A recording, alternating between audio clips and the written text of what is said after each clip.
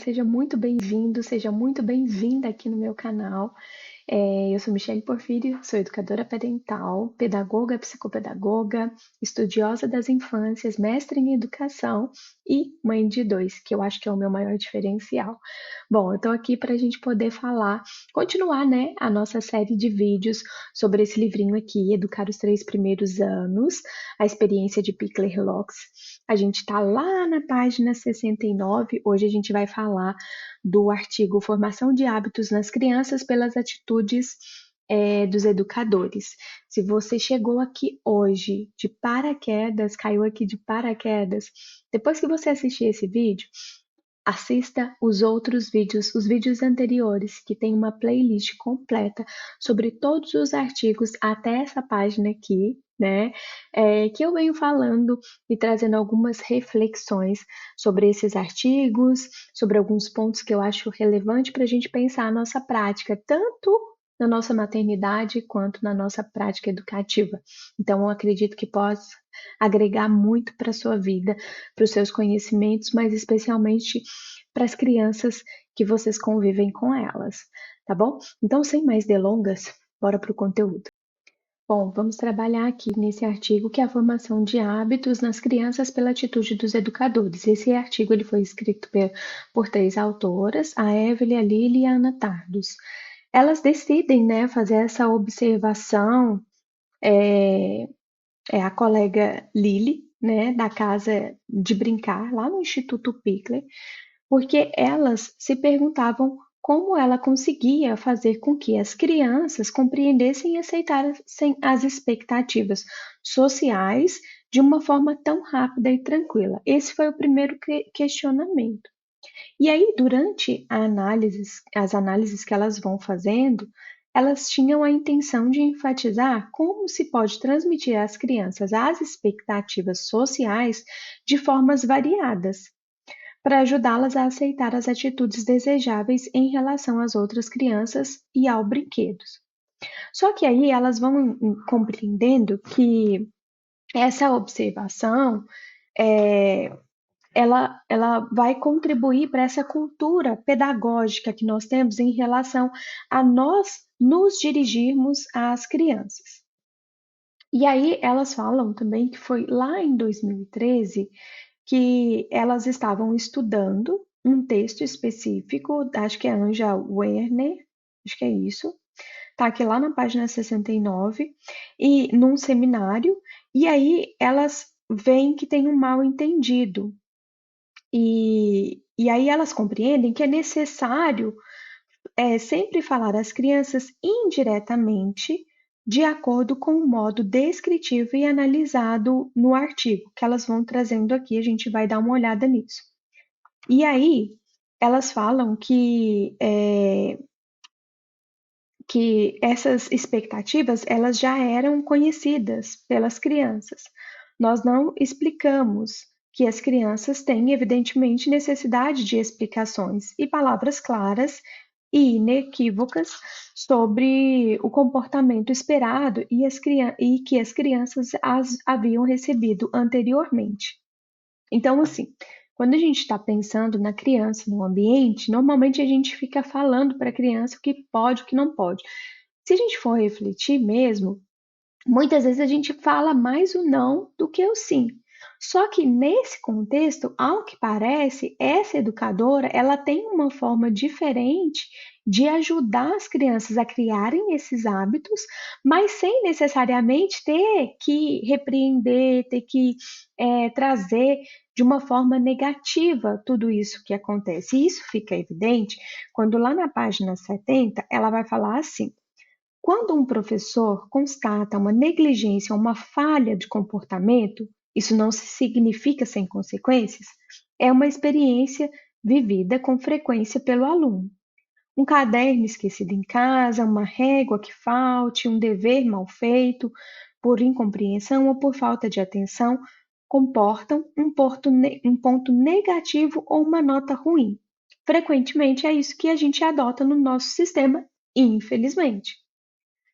E aí os professores que dão esses pontos negativos ou essas notas baixas partilham sem dúvida do princípio de que se deve aplicar regras especiais para que, numa próxima vez, o aluno não se esqueça de comprar o caderno, de trazer a régua, nem de fazer em casa, né, o dever demandado. E aqui eu quero trazer um parêntese, por quê? E aí eu vou. Não é MP Ickler aqui, mas eu acho que a reflexão vale a pena quando a gente vai pensar, por exemplo, a autora é a Jane Nelson, da educação, não, da disciplina positiva. Ela vai falar assim: quem disse, é mais ou menos desse jeito, viu, gente? Quem disse que para educar a gente precisa fazer a criança se sentir mal, ruim, se sentir mal.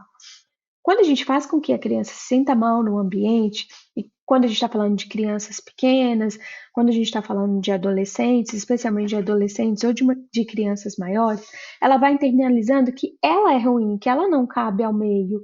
E aí, quando a criança é muito pequena, o que ela mais quer é agradar esse adulto, porque ela vê que a gente dá conta de fazer tudo o que ela gostaria de fazer, né? E às vezes a gente não consegue dar oportunidades para essa criança fazer sozinha, a gente vai lá e faz por ela. Então, esse é um ponto importante para a gente refletir. Então, para educar uma criança, a gente não precisa humilhar. Só que todas as vezes que eu marco a criança como algo negativo, como algo ruim, não é que a criança não precisa aprender a como ela deve lidar com esse tipo de situação. Mas é a forma como a gente trata o erro da criança, a gente tira a oportunidade de ensinar por meio, através desse erro. Porque todo erro é uma oportunidade de aprendizado. A gente está aqui. Para poder gravar esse vídeo, eu acho que eu já gravei o início dele umas 10 vezes. Ali tem uma expectativa minha de não errar, de trazer um conteúdo de uma forma muito clara para vocês, de um medo de julgamento. Por quê? Porque eu venho de uma educação muito rígida, seja na minha casa, seja na minha formação escolar. E isso faz com que a gente se sinta inadequado e com medo de errar. Então, cada vez que eu vou trazer um vídeo aqui, eu tenho medo de errar, eu tenho medo dessa exposição. Cada vez que eu estou lá no meu Instagram e eu falo alguma coisa, eu começo e paro, muitas vezes, por causa desse medo de errar. Então, essas atitudes que a gente tem com as crianças, muitas vezes marcam elas de forma negativa.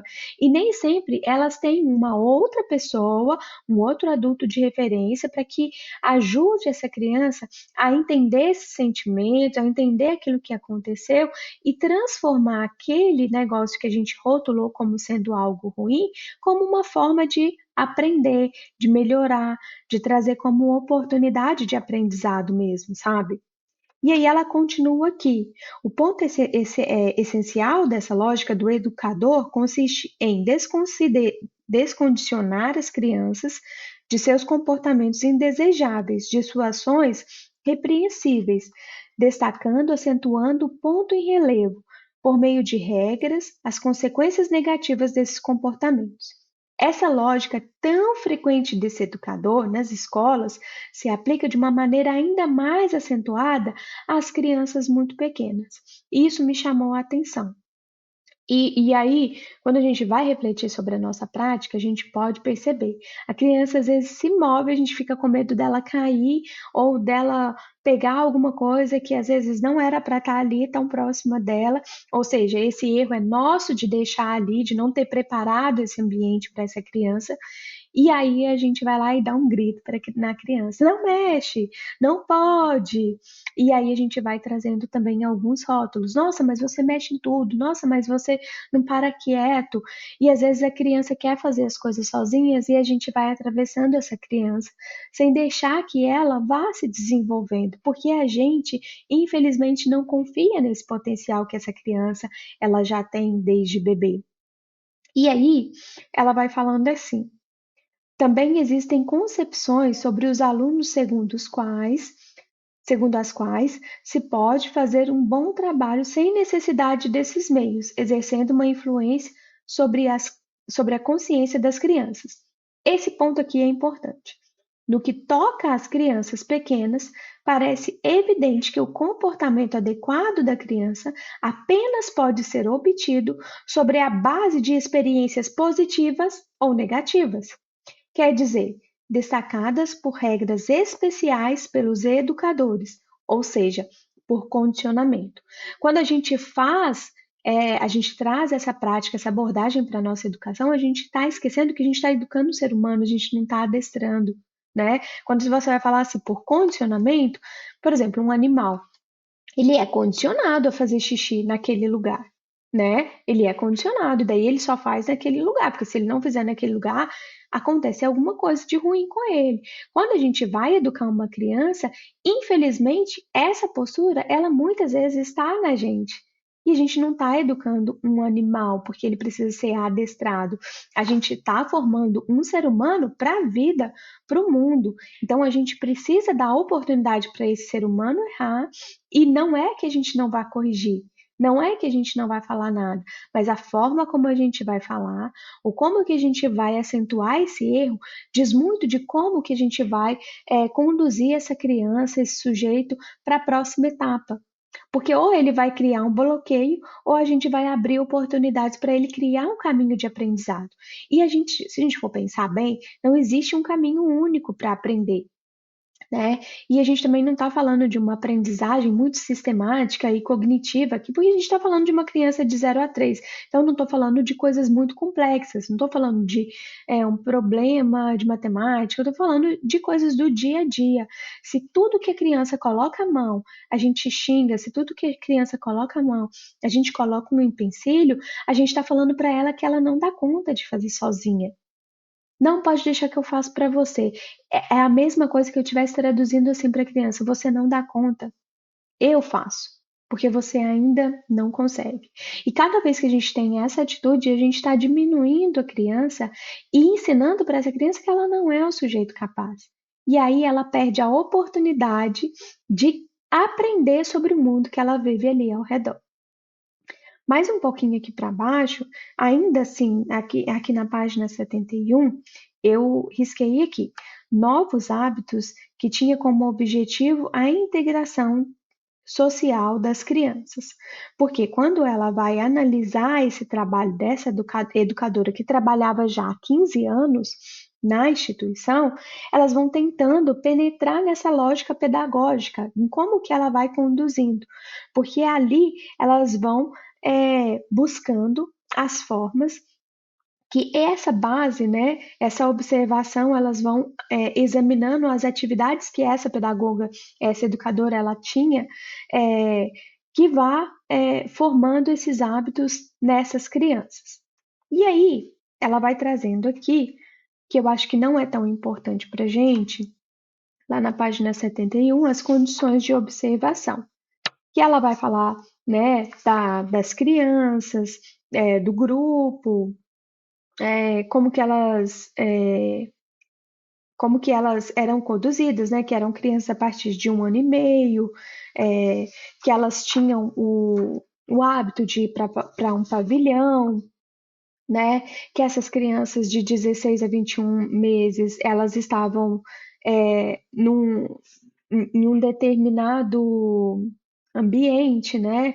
E aí, aqui eu acho que é importante a gente trazer que não é um ambiente, é, esse, parece que não é um ambiente que está. Eu vou descrever aqui para vocês, ó. A sala onde eles vivem e brincam durante todo o dia está organizada para que possam brincar sem perigo, tranquilamente, inclusive enquanto a educadora veste, banha ou alimenta as crianças do grupo.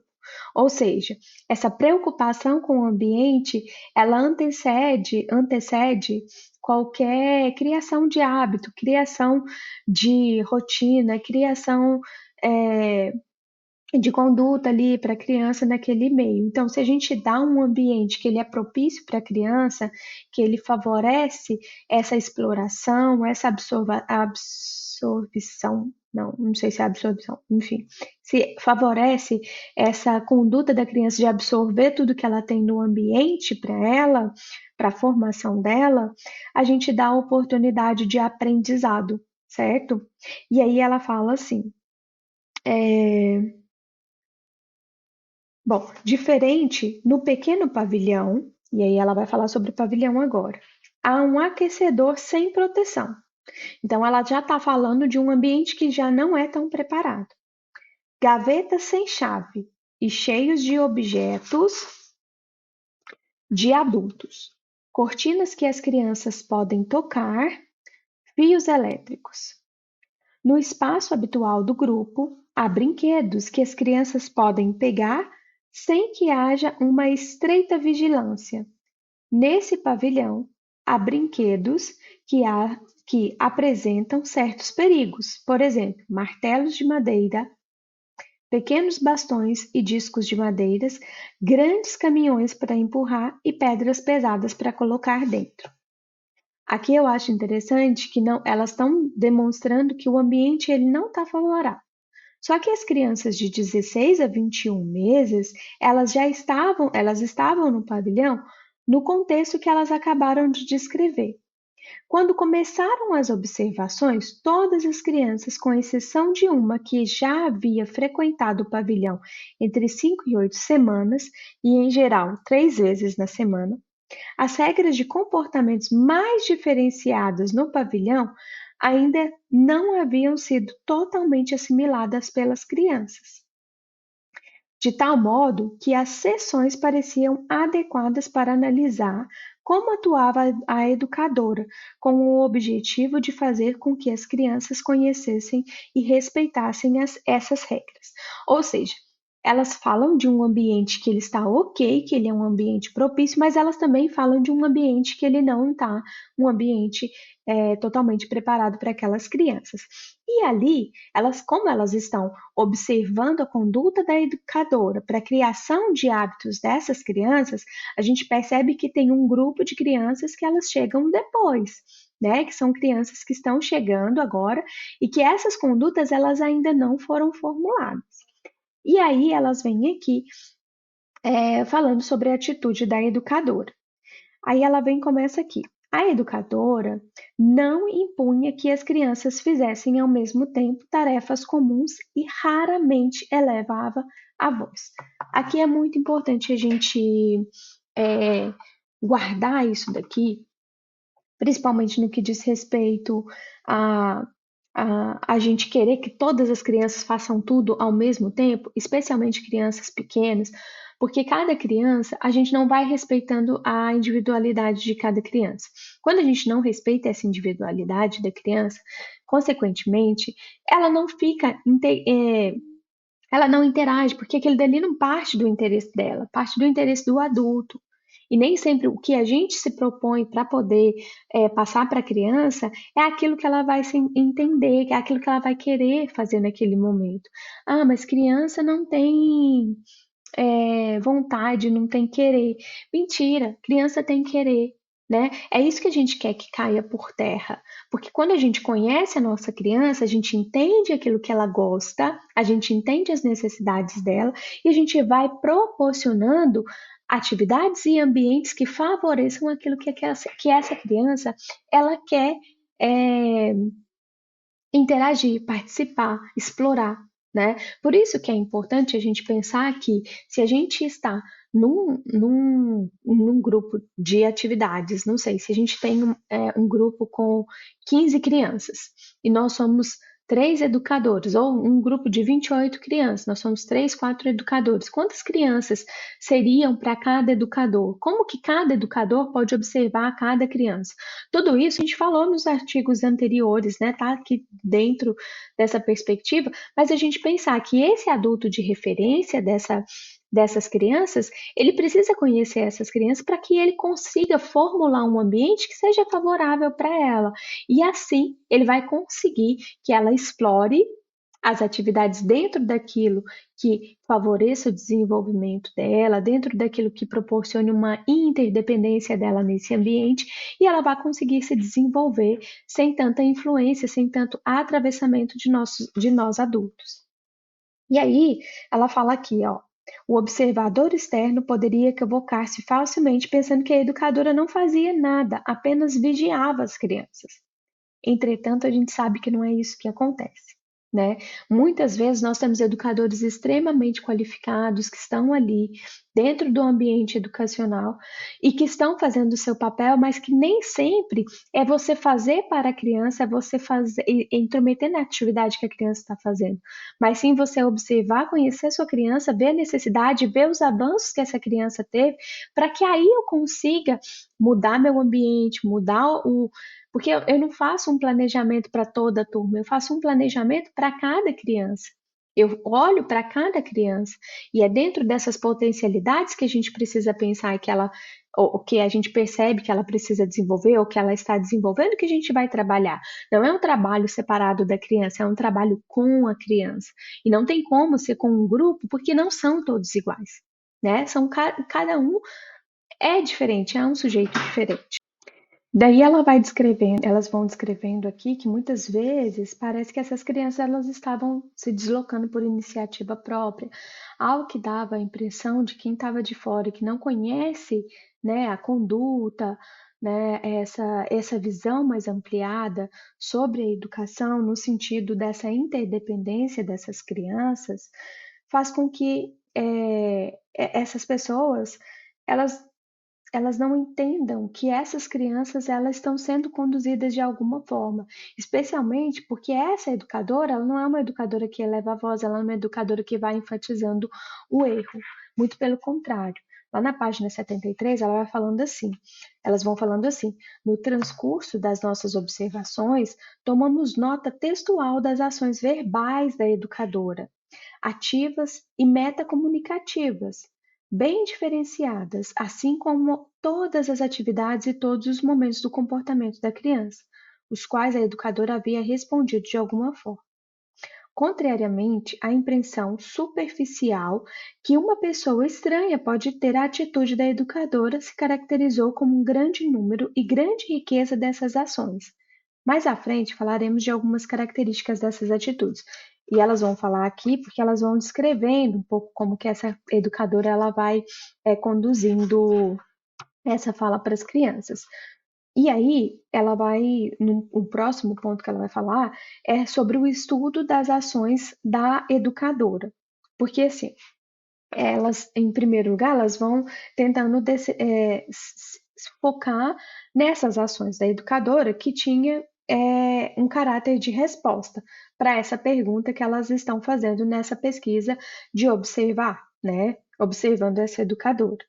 E aí, na presença das crianças, a educadora respondia constantemente aos seus comportamentos.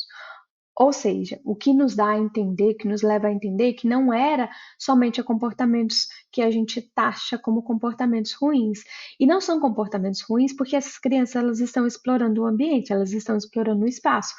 E se é da natureza da criança essa exploração, desse ambiente, essa absorção desse ambiente para que ela consiga compreender o mundo, entender como que as coisas funcionam, entender, explorar esse mundo, né? É interessante que essa criança faça isso, mas é interessante que ela também não seja interrompida. E é esse caráter que não esse caráter, mas essa característica que fica muito presente assim nessa descrição. E aí elas vão falando assim.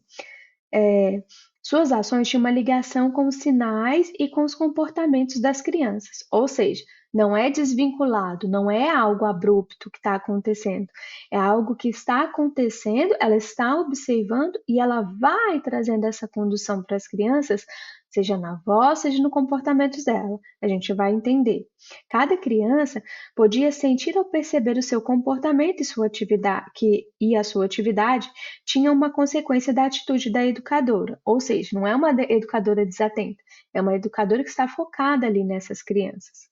Apenas uma parte da atitude da criança, destacada pela educadora, estava diretamente relacionada com as normas de comportamento que deveriam ser assimiladas.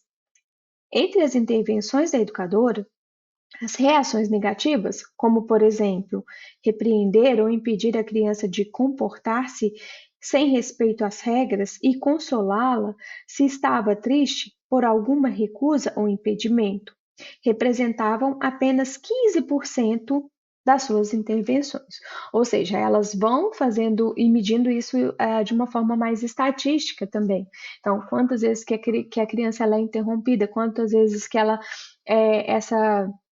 essa educadora ela vai trazendo essa regra, né, de ambiente. E aí o que a gente percebe é que esses, eu não sei se os nãos, mas esses impedimentos, né, desse adulto, eles são bem baixos. Por quê? Porque a maior parte, está lá na página 73, a maior parte das ações relativas ao ensinamento das regras condiz a 85%, que tinha como objetivo expressar, apoiar o comportamento esperado e criar as condições para esse comportamento. Ou seja, quando a criança ela tá, sei lá, a criança tá, enfim, quer pegar uma água e a gente não dá condições para essa criança exercer essa atividade, a gente está interrompendo essa possibilidade de comportamento e ensinando para a criança que ela não consegue sozinha. A gente consegue por ela. E aí a gente interrompe esse desenvolvimento da criança, uma vez que isso não é algo esporádico, é algo contínuo. E quando é algo contínuo, a gente impede esse desenvolvimento da criança. O que a gente poderia fazer para que essa criança tenha sucesso na, na exploração desse ambiente? Ou como o exemplo que eu dei, indo pegar uma água. Como que eu posso fazer com que essa criança ela tenha sucesso em pegar uma água? Será que é eu cuidar para que tenha uma jarra pequena, um copo pequeno, para a criança conseguir se servir sozinha e tomar essa água? Ah, é um bebê muito pequeno, né? Será que eu posso dar essa água para a criança num copinho para que ela não fique refém do bico, né? Que às vezes a criança acaba até de tomar água, acaba até de tomar o leite que está ali dentro da mamadeira, mas o que acontece? Ela continua sugando, sugando, sugando, né? Então, a gente pensar em como que eu posso olhar para esse ambiente e favorecer esse desenvolvimento da criança. E aí ela continua aqui. A atividade mais importante da educadora, 40%, estava destinada a expressar a expectativa do comportamento desejado. A educadora expressava sua expectativa não apenas com um pedido, recordando a regra, mas também de maneira indireta, numa proporção de 66%. Ou seja, quando a gente vai entendendo aqui que muito das falas da educadora, que não é na hora que o comportamento acontece, mas sim viabilizando uma conversa com aquelas crianças para que elas entendam aquele ambiente, como ele pode ser explorado, isso diz muito respeito e ajuda muito a criança a entender aquilo que ela pode ou não fazer no ambiente que ela está inserida. Gradativamente, as autoras elas vão contribuindo com o nosso conhecimento no sentido que elas vão trazendo exemplos de como essa educadora ela vai se comportando frente aos acontecimentos ali na sala. E aí lá na página 74 ela fala assim, por exemplo, dizia com uma voz espantada a pequena Andréia de 20 meses que queria tocar na estufa que estava fervendo. Oh, está quente! Adicionando uma pequena explicação. Está nos aquecendo. A Vicky, que queria sentar-se na cadeira de Elvira, lhe dizia com voz amistosa: Vicky, este é o lugar da Elvira. Ou seja, não convidava Vicky a sentar-se em um outro lugar, nem tampouco proibia Andréa de tocar na estufa. Não enunciava as regras, mas expressava sua expectativa de maneira indireta. Geralmente, já havia evocado essas regras antes de maneira explícita. Ou seja, o que dá para perceber aqui é que antes existe uma apresentação desse ambiente. Olha que é quente, olha que essa aqui é a cadeira, né, da Vicky, essa daqui é a cadeira da Andréia, essa daqui é a cadeira da outra criança e da outra, e aí ela tem essa condução. E quando ela tá, mesmo que aos cuidados de uma outra criança, e ainda assim com a observação nas outras crianças que ficaram, ali na sala, explorando o ambiente, brincando, enquanto ela cuida dos cuidados pessoais de uma outra criança, ela consegue assim ver essas crianças e ainda assim trazer uma condução para aquelas atitudes, para que essas crianças elas consigam ir para a condução esperada. Então, antes mesmo da criança colocar a mão, e aí eu gosto dessa parte aqui, porque ela me lembra muito quando a criança vai colocar o dedo na tomada. E muitas vezes nós adultos vamos lá e falar assim: não coloca a mão aí, vai tomar um choque. Só esse grito que a gente dá para essa criança faz com que ela toda se estremeça. Mas aí ela vai aprender. Será que ela vai aprender ou será que ela ainda ela precisa aprender? Na verdade, ela não aprendeu, ela foi impedida por um susto. E esse susto, ele comunica com o corpo da criança. Quando a gente grita para a criança, é a mesma coisa. Se você colocar um celular para poder vibrar na sua perna, você vai sentir esse vibrado, né? Quando a gente emite sons, fala, grito, qualquer coisa, a gente está emitindo vibrações. Essas vibrações, quando a gente fala alto e grita para a criança, o que que acontece? O corpo dela todo sente, porque essa criança está se desenvolvendo por inteiro, né? Não é como se ela tomasse um susto, e ela realmente toma um susto com esse formato que a gente muitas vezes faz porque desconhece outras formas. E aqui, quando ela fala desse exemplo de quente, eu gosto, porque se a gente mostra para a criança o que a gente coloca dentro do buraquinho e o que a gente não coloca, as chances são que ela entenda que aquele ambiente ele não é seguro. E a gente pode falar sobre isso. E é interessante que a gente sempre reforce isso, mas não no momento que a criança está lá berrando com a criança, né? A gente pode falar, eita, aí dá choque, né? A gente não precisa gritar, né? Aí dá choque, aí a gente coloca tomada, né? Qual tomada que a gente pode colocar aí? Será que se a gente colocar a tomada do rádio? Será que a gente colocar a tomada da televisão? Será que a gente colocar a tomada, enfim, ou aqueles plugzinhos de fechar mesmo? Será que funciona? Vamos testar? E ali a gente acompanha a criança, porque ali a gente não impede que ela entenda aquele ambiente, que ela absorva esse ambiente. A gente facilita para que ela compreenda esse ambiente que ela está inserida, para que ela também entenda quais são as regras desse ambiente. O não por si só, ele não faz nada. Ele simplesmente impede a criança naquilo que ela consegue se desenvolver na sua potencialidade. E aí, mais para baixo, ela fala assim: as ações metacomunicativas da educadora que acompanhavam esses exemplos também serviam para expressar de maneira indireta uma expectativa, por exemplo, a evidente alegria que a educadora arrumava os brinquedos. Pensamos que a expressão indireta da expectativa é importante pelo fato de que, através dela, a educadora está oferecendo às crianças a possibilidade de cumprir espontaneamente, por iniciativa própria, aquilo que se espera delas. Ou seja, se a gente vai guardar os brinquedos brigando, com cara amarrada com as nossas crianças, o que que acontece? As chances são que elas assimilem que esse processo é ruim, né? Brincar é bom, mas guardar o brinquedo não é tão bom. Como que a gente pode viabilizar para que esse momento ele seja ok,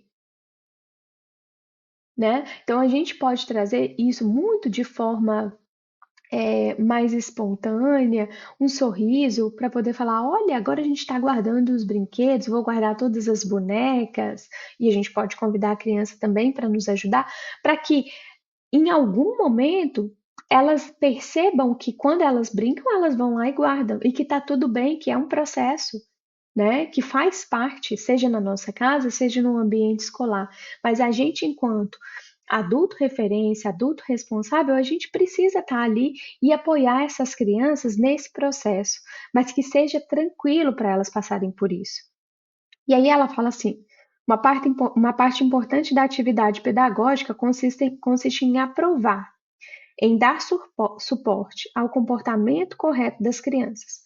Por meio dessas intervenções, e isso não estava de acordo com as nossas previsões, apenas 20% eram expressões diretas de aprovação do comportamento. Ou seja, A gente não vai reforçar aquele, nossa, que criança organizada, porque a gente não está reforçando aquele comportamento de uma maneira que, se a criança se sentir, se a gente vai falando que ela é organizada, é como se ela, quando ela não for organizada, não vai ser legal. Quando a gente vai pensar na nossa conduta enquanto educador, enquanto pais, a gente precisa pensar o seguinte, que a criança precisa ter esse amor, essa relação nossa com a criança, ela nunca pode estar comprometida de acordo com o comportamento dela. Isso é muito importante, porque muitas vezes quando a criança ela está tendo um comportamento que nos desafia, o que que a gente faz? Dá um gelo na criança. Tem gente que nem conversa com a criança. Tem gente que ignora. Tem gente que vai falando: "Ah, você fez isso, então agora você faz isso", né? Então, sei lá, ah, você derrubou a água, então agora você vai ter que limpar. Não é assim que a gente conduz a criança. Se a criança derrubou alguma coisa, derrubou uma água, a gente pode falar: eita, caiu, né? E agora? O que que a gente pode fazer? Olha, ali tem um pano, ali tem um papel, vamos pegar para a gente poder secar? Vamos secar junto? Eu posso te ajudar. Então, essa é uma consequência de um comportamento ou de algo que deu errado ali, porque nem sempre a criança derruba uma água porque ela quer, ou ela derruba um brinquedo porque ela quer. Acidentes acontecem com a gente, acidentes também acontecem com a criança. E tem outra coisa, muitas vezes a criança ela vai experimentar um comportamento para se entender naquele ambiente. E aí, quando a criança, sei lá, tá jogando a água no chão, ela não tá só jogando a água no chão. Se você vê que a criança está jogando literalmente a água no chão, né? Ela não esbarrou, não caiu. A criança está pegando a água e vendo e jogando no chão. Quando a criança está fazendo aquilo dali, ela está experimentando. Ela está experimentando como que a água se movimenta, ela está experimentando qual que é o peso, né, para levantar o copo, qual que é o movimento que ela faz com a mão dela para essa água cair, e aí ela vai, e depois ela volta. Ela está experimentando essa atitude naquele ambiente, ou seja, ela está explorando esse ambiente, ela está criando ciências ali para ela, né? Ciência de aprendizagem ali para ela. E esse processo é importante para que ela compreenda esse ambiente.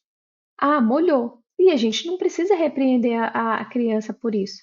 A gente pode falar: aqui a gente não faz isso. Da próxima vez a gente vai pegar esse balde aqui, essa bacia, ó, sei lá, e ver no ambiente qual que é mais propício. Aqui a gente já entende um sinal, essa criança ela está querendo explorar mais água, ela está querendo explorar medidas, será quais são? Como que eu posso preparar esse ambiente para essa criança? E aí eu preparo esse ambiente para a criança. A gente mostra para ela, aqui a gente não faz isso no chão, porque agora a gente precisa secar. Vamos secar? Secou? Olha, nesse lugar a gente pode fazer isso que você estava fazendo. É um lugar seguro, é um lugar que você pode fazer, é um lugar que você pode experimentar. E essa condução, ela vai sendo feita gradativa à medida que você observa todas as crianças que você convive com elas. Nenhuma necessidade vai ser a mesma para todos ao mesmo tempo. Pode ser que sejam semelhantes, pode ser que dê para a gente explorar atividades semelhantes, pode, mas pode ser que não seja o momento para todos, e isso é muito importante a gente saber. E aí ela vai falando assim, aí agora lá na página 75. A expressão indireta que realça o comportamento desejado muitas vezes se relaciona com uma nova atividade iniciada. Após a realização pela criança daquilo que a educadora esperava como atitude adequada, é uma colher muito legal, né, Ksaba? Disse a educadora quando Ksaba, de 18 meses, depois de passear com a colher, coisa que não agrada à educadora, brinca com a colher sobre a mesa e olha a colher com prazer. A educadora espera o momento que a criança inicie uma atividade percebida como adequada para manifestar a sua atenção. Ou seja, ela não interrompe, ela espera. Então, sei lá, a criança terminou de derrubar ali a água. Aí o que que ela faz? Não sei. Vai lá colocar a mão e ela não sabe. Ou ela vai lá e te chama, mostra, molhou, molhou. Ou seja, então vamos secar, né? Molhou, vamos secar. E aí depois a gente conduz. Eu vou ser bem sincera. Se uma criança minha pegar e começa a jogar água no chão, eu também não vou gostar. Essa é a minha primeira atitude, mas isso diz respeito a mim ou diz respeito à minha criança? Minha criança, ela está explorando esse ambiente. É a minha necessidade de manter a sala limpa, o lugar limpo, a cozinha limpa, não sei, ou é a minha necessidade ou é só a água que está me incomodando ali? Ou é a minha necessidade de manter o lugar limpo? Não sei se ficou confuso. Mas para mim é a minha necessidade de manter o lugar limpo, de manter o lugar seco, de que vai me dar trabalho, de que vai ser chato limpar aquilo dali, que eu não esperava aquilo dali. Então, diz respeito à minha expectativa. Ok, aconteceu. O que que eu posso fazer? Ah, eu vi que você molhou. E agora, o que que a gente pode fazer? Essa água não pode ficar no chão. A gente pode escorregar e cair. O que que a gente pode fazer? Né? Ah, então vai lá no banheiro, pega um pano, a gente pode secar. Aqui tem papel toalha, não foi uma quantidade muito grande. Aqui tem papel toalha, vamos secar? Ó, quando você quiser brincar com água, aqui é um lugar muito legal para você brincar, né? A gente pode preparar esse ambiente para você brincar com água. A depender da idade da criança, a gente vai falando e dando para ela, né? Falando menos e dando. Se a criança é muito nova, a gente fala menos, explica menos e mostra mais, né? E se a criança ela já é uma criança mais velha, a gente pode, não precisa ler a Bíblia, né? Mas a gente pode ir falando para a criança quais são os passos que ela pode seguir, para que essa exploração ela seja possível, adequada dentro de um lugar seguro, dentro de um lugar que está ok dela fazer essa exploração. E ali ela continua assim: a aprovação indireta da ação correta se expressa igualmente pela ajuda verbal, ou seja, dando ideias, conselhos ou ajuda material a arranjar um lugar para brincar, juntando os brinquedos. Também cremos como importante o método indireto de suporte da atitude correta. Parece-nos que esse método da aprovação com caráter objetivo, ressaltando a adequação da ação correta e expressa em si mesmo a confiança na criança. A ação que tem como objetivo dar aprovação a tudo, que no comportamento da criança podia ser uma intenção louvável. Inclui-se nesse esse comportamento não é uma conformidade com aquilo que esperava dela. Também traduz a confiança da educadora. Ou seja, nesses exemplos que eu dei para vocês, que não são exemplos, não necessariamente são exemplos que estão no livro, aqui na pesquisa, destacado por elas, são exemplos que eu já vivi, mas que são comuns, né? Que, assim como os que estão aqui no livro, né? A depender do ambiente que a gente está inserido e tal, mas se tem algo que a criança está fazendo e que ela faz de um jeito que a gente sabe que não é a melhor forma de fazer, a gente espera que a criança termine, lógico, não está afetando a segurança da criança, né? É igual o aquecedor, né? Quando a criança vai colocar a mão no aquecedor, ela fala: Ah, aí é quente. Ela lembra para a criança que aquilo dali é quente. Mas, ao que nos parece, existe uma exploração desse ambiente antes para a criança entender. Ou seja, essas regras elas já foram mostradas, mas a educadora ela não precisa ficar o tempo todo martelando naquilo dali na cabeça da criança, gritando, xingando. Ela pode conduzir, lembrando a criança, né? E eu vou ter que lembrar mais de uma vez. Eu vou ter que lembrar várias vezes. Mas isso não muda o fato de ter que lembrar. Eu posso lembrar a criança gritando com ela várias vezes, ou eu posso lembrar a criança conversando com ela várias vezes, lembrando para ela: olha, aí é quente. E eu não preciso falar para ela onde ela vai. Eu posso esperar para ver qual que é a reação dessa criança e como que ela vai se conduzir para a próxima atividade. Então, nem sempre é sobre a gente tirar a criança daquilo dali que ela está fazendo, né? E aí, voltando aqui, ela fala aqui: a ação tem como objetivo dar aprovação a tudo que no comportamento da criança podia ser intenção louvável. Inclusive, esse comportamento não é conformidade com aquilo que se esperava dela. Também traduz a confiança da educadora. Para Elvira, que bate no xilofone com seu martelo, a educadora propõe bater sobre as rolhas do balcão de trabalhos. Assim, a educadora respeitou o desejo da criança, bater com seu martelo, e sugeriu uma maneira permitida. Porque se a criança bate com o martelo no xilofone, provavelmente ela vai estragar o xilofone. Eu posso deixar que a criança estrague um brinquedo que é um brinquedo coletivo, que é algo para todo mundo, ou mesmo que não seja coletivo, eu posso deixar que a criança estrague o ambiente? Não.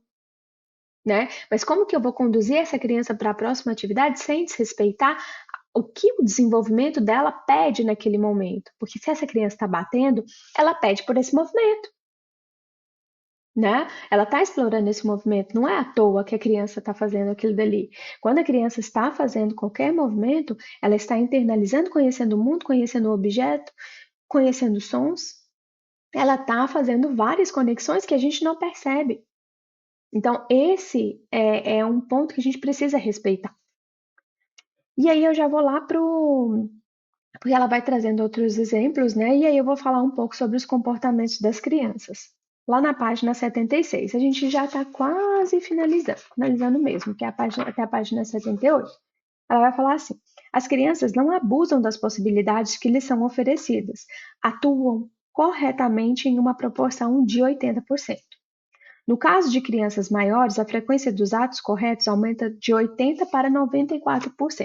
Ou seja, diz respeito à condução dessa educadora em relação a como que ela vai se expressar com essas crianças. E ali, ela fala que ela vai trazendo alguns estudos, né, que vão falando sobre a aptidão das crianças para cooperação. Ela se baseia nas experiências adquiridas no seu grupo e através das suas relações com a educadora. A atitude receptiva e compreensiva da educadora reforça a disposição das crianças a adaptar-se. E aí ela vai falar aqui, eles vão falar assim: a educadora pode ser compreensiva, estar disposta a cooperar, porém não ter ainda adotado a ideia de que a criança seja capaz de alcançar aquilo que ela não espera. Ou seja, diz muito respeito à expectativa de nós educadores, e não aquilo que a criança consegue corresponder para ela naquele momento. Isso não quer dizer que ela não aprende, quer dizer que a gente precisa buscar oportunidades para que essa criança aprenda de um outro formato, né, em um outro tempo. Ninguém aprende, né, da mesma forma o tempo todo. E ali ela vai ter que falar, como eu disse anteriormente, várias vezes, para que essa criança seja conduzida da melhor forma, dentro daquilo que ela precisa internalizar naquele ambiente que ela está inserida, né? Como a educadora de crianças pequenas pode ensinar essa atitude educativa? A base da atitude mencionada e, ao mesmo tempo, a condição necessária para assumir essa atitude é, do ponto de vista, a confiança em relação à criança.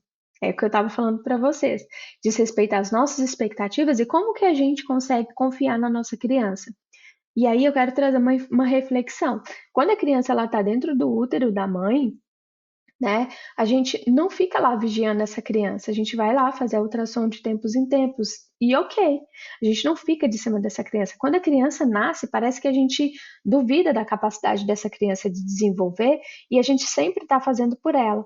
Aí quando a criança cresce, a gente fala, mas a criança não faz sozinha, porque eu nunca deixei que essa criança fizesse, porque todas as vezes que eu fiz para a criança, eu disse para ela que ela não conseguia e que eu era melhor para ela. Não para ela, e que eu era melhor do que ela. E isso atrapalha a criança se desenvolver. E aí, essas experiências demonstram que a modificação do estado de ânimo do educador, mesmo sem modificação consciente dos métodos educativos e pedagógicos, melhora consideravelmente os progressos dos seus alunos. Ou seja, se eu confio no meu aluno, se eu confio na minha criança, automaticamente eu melhoro o comportamento que essa criança tem para mim, a devolutiva que ela tem para mim, em relação àquilo que é proposto para ela fazer, né? E aí, em relação à criação de hábitos. Aí ela fala assim, que o estudo, só para finalizar, o estudo tinha o objetivo de demonstrar que, contrariamente às constatações da literatura especializada, uma criança de 18 a 21 meses, quando adotamos em relação a ela uma atitude pedagógica positiva, baseada na confiança, pode ser orientada de uma maneira que não lhe dê o sentimento de ser comandada e dominada e que lhe permita aderir por ela mesma às decisões que lhe dizem respeito ou aceitá-las voluntariamente. Ou seja, a criança ela é um sujeito capaz. A criança é um sujeito potente. A gente precisa confiar mais nas nossas crianças. Para mim, esse artigo fala muito, muito, muito sobre isso e sobre como que as nossas condutas, como que os nossos comportamentos eles influenciam em como a criança ela vai agir no mundo, como que a criança vai internalizar esse mundo. Se toda vez que essa criança faz algo, ela recebe um grito, ela se sente inadequada, ela entende que ela é inadequada pelo mundo. E esse mundo está dando algo muito ruim para ela. Então, quando ela for adulta, as chances são que ela devolva algo muito ruim para o mundo. Então, eu espero que a gente possa refletir sobre a nossa prática educativa, sobre a nossa prática na nossa maternidade.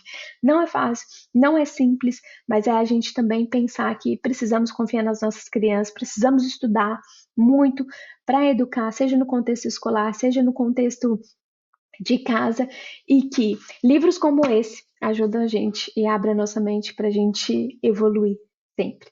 É isso, te espero no próximo vídeo.